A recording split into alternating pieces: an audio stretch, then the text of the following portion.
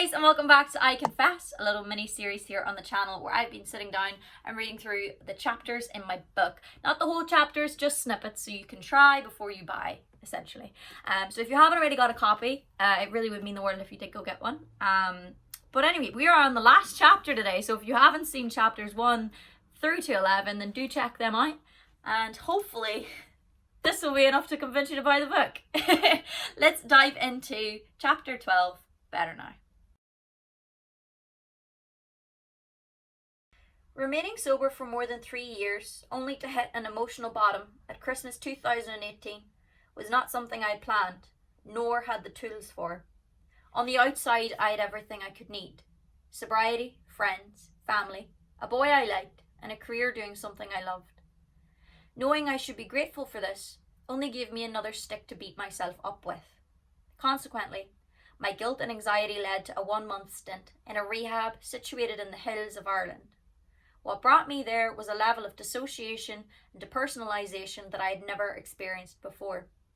Life was something that was happening to me without me realizing. When I was present in the moment, I found myself dreaming of suicide again. I began losing hours of my life, feeling emotionally disconnected and permanently perplexed as to what was going on. I reached for the bottle as a last resort, in the hope that it would bring me back into reality, or, at the very least, make me feel something. I drank 3 times in December, each as vacuous an experience as the last. I planned to go sober on January 1st, new year, new me, and all of that. When I woke up on New Year's Day, I knew this task was too much for me to tackle on my own. I was petrified. I felt silenced by my dilemma. I didn't know who I could confide in, nor did I want to share my shame over what I'd done. Within an hour, I had already booked a flight home and informed my mother of my arrival. A few hours later, I was in a Starbucks at Stansted Airport, Googling rehab centres in Ireland. I'd already been in contact with one the day after my first drinking relapse and decided after a bit more research that this was the one I would get in contact with. After a few emails and a few phone calls, it was arranged. I texted my mother, "Hey Mum, I'm sending you this text so that you know what's going on ahead of me landing. Before Christmas I had a drink. Nothing mental, but I drank. I did this again on New Year's Eve. I'm sorry, I don't want to be this person. I feel like I've taken away every single apology I've made to you over those years when I was drinking heavily. I've been in contact with a rehab centre at home. I don't know if it's possible, but I really think I should go away for a few weeks to get my head straight. It's really costly, and I know I don't deserve it, but I was wondering if I could take the money from my savings to do this. They said they'd have a bed for me tomorrow.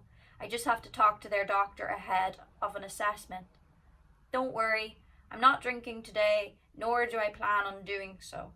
I just wanted to have this out in the open so I can't change my mind on the flight." I stayed at my parents' house that night, and by 4 p.m. the next day, I was checked in for a month at my chosen rehab centre. I was in for a shopping list of issues: anorexia, self-harm, alcohol, and my addiction to benzodiazepines. I said my teary goodbyes to my mother and was escorted to my room. Oddly enough, I find this probably the hardest chapter in the book. I think it's because I wanted to end everything on holy water, like the happy, everything's better, here's how my recoveries are going, and this is my life now, and life doesn't really work like that.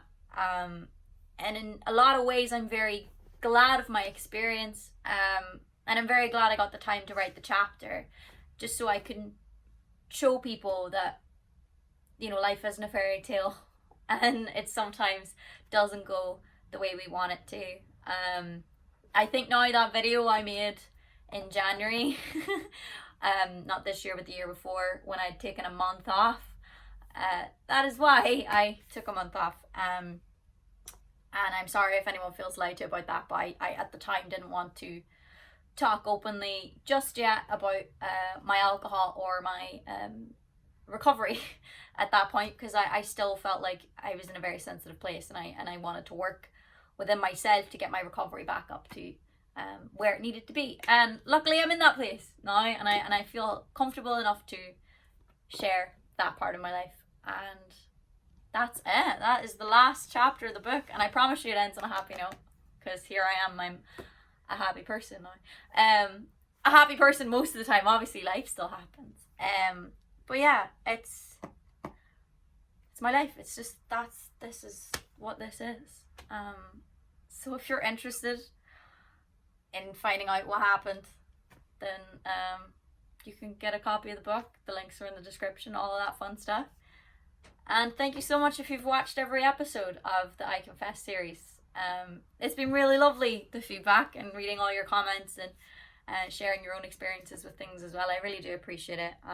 So yeah, I hope you enjoy reading the book as much as I'm going to enjoy having it out there in the universe. So I hope you're having a happy day, and that the world is treating you the way you deserve.